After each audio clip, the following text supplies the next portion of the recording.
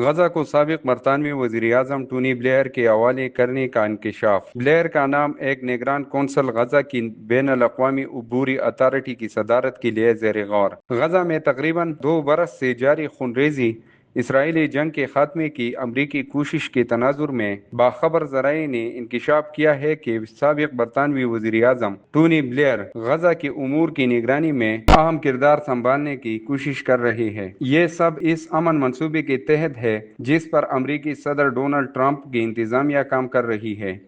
ذرائع کے مطابق بلیئر کا نام ایک نگران کونسل کی صدارت کے لیے زیر غور ہے جسے غزہ کی بین الاقوامی عبوری اتھارٹی کہا جائے گا۔ یہ بات برطانوی اخبار فائنینشل ٹائم نے اپنی رپورٹ میں بتائی۔